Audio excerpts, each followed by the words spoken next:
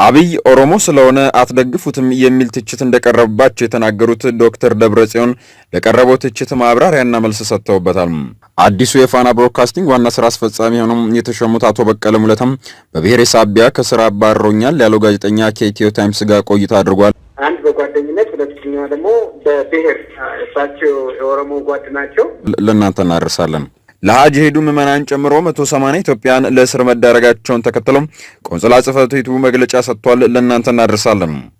በአፋር 3.8 ሚሊዮን ዓመት ያስቆጠረ አዲስ የቅድመ ሰው የራስ ቅል መገኘቱ ተዘገበ።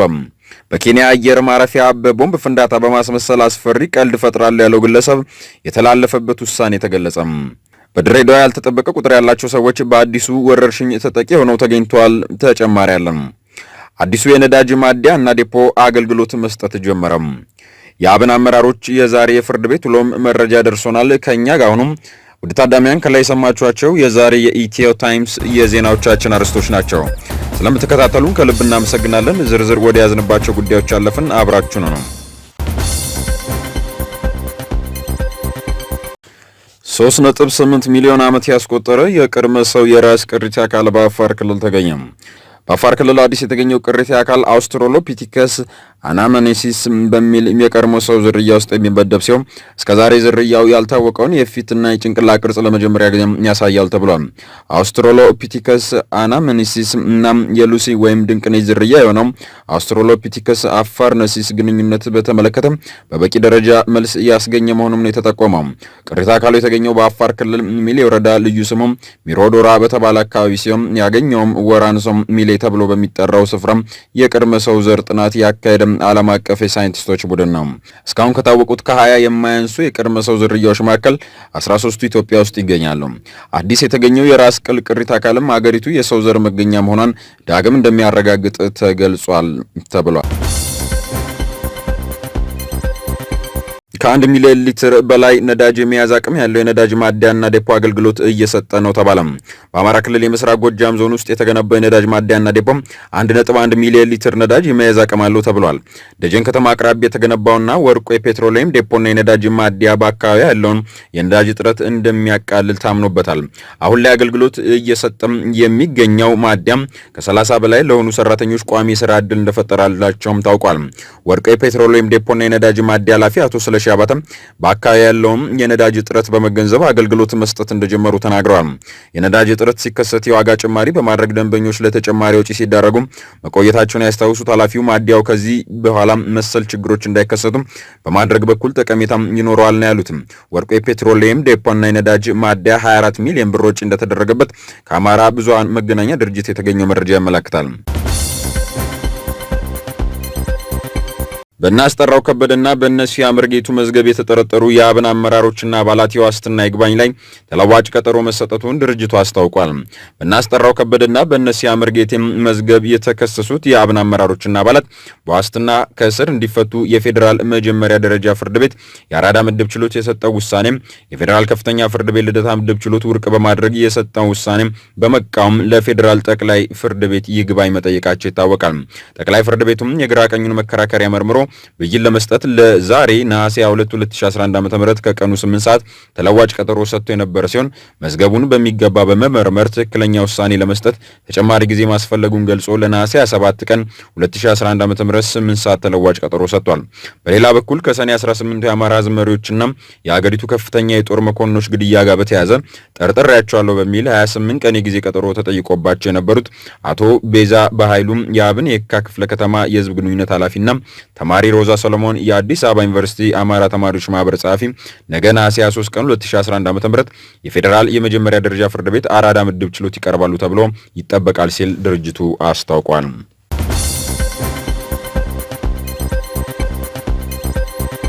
ሕገ መንግስቱን የማዳንና ህብረ ብሔራዊ ፌዴራሊዝምን የማዳን ሀገር አቀፍ መድረክ በሚል ትናንት በመቀሌ የነበረው ምክክር ላይ ዶክተር ደብረጽዮን ያደረጓቸው ንግግሮች ሲያነጋግሩ ውለዋል። የመቀሌ ምንጫችን እንደገለጸልን ከሆነ ዶክተሩ ከወራት በፊት በተደረገ የኢህአዴግ ጉባኤ ከዶክተር አብይ ውጪ ሌላ የኦዲፒ አባል እንዲቀመጥ የምትፈልጉ አባላት ነበራችሁ፣ በዛም የልብ ድጋፍ አልሰጣችሁም የሚል ጭብጥ ያለው ቅሬታ መነሳቱን ዶክተር ደብረጽዮን በኮንፈረንሱ ተናግሯል። እንደ ዶክተር ደብረጽዮን ገለጻ ከሆነ አንዳንዶች የተሳሳተ አመለካከት አላቸው። እኛ አብይ ኦሮሞ ስለሆነ የምንቃወሙ አድርገው የሚያወሩ፣ በጭራሽ እኛ ማንንም ተቃውመን አናውቅም፣ በብቃቱ እንጂ በማንነቱ ሰውን አንገመግምም።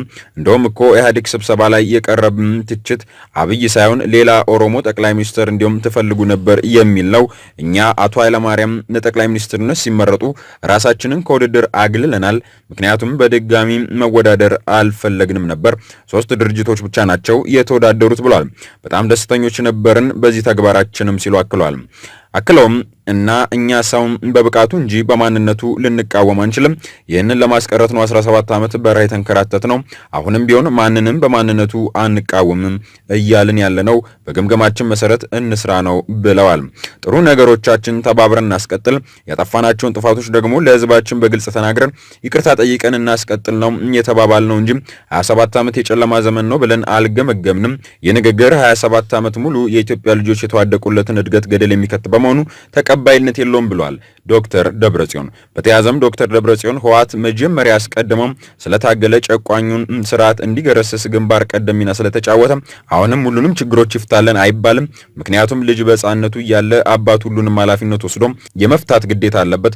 ካደገ በኋላ ግን ችግሩን የመፍታት ኃላፊነት የልጁ ነው እንጂ የአባቱ አይደለም።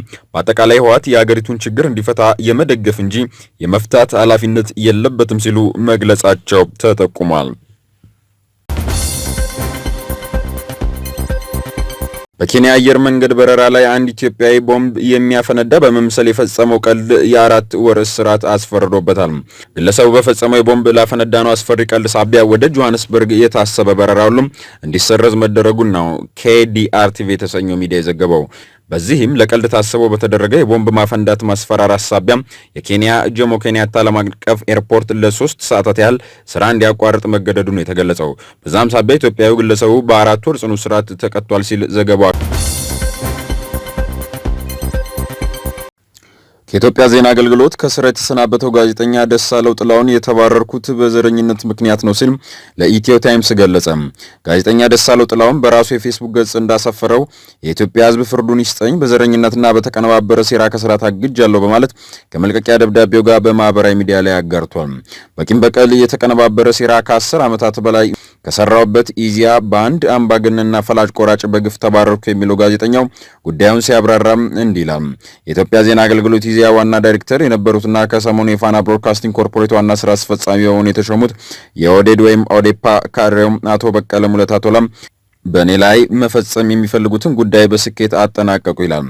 ሰውየው ያለምንም ጥፋቴ በዘረኝነትና ተረኝነት እሳቤ ባለፉት 2 ወራት ከስራና ከደሞዝ አግደው በእኔም ሆነ በቤተሰቤ በተለይም ምንም በሚያውቁት 3 ህጻናት ልጆቼ ላይ ከፍተኛ የሆነ የሞራል የስነ ልቦናና የኢኮኖሚ ጫና ሲያደርሱብኝ ቆይተዋል ብሏል።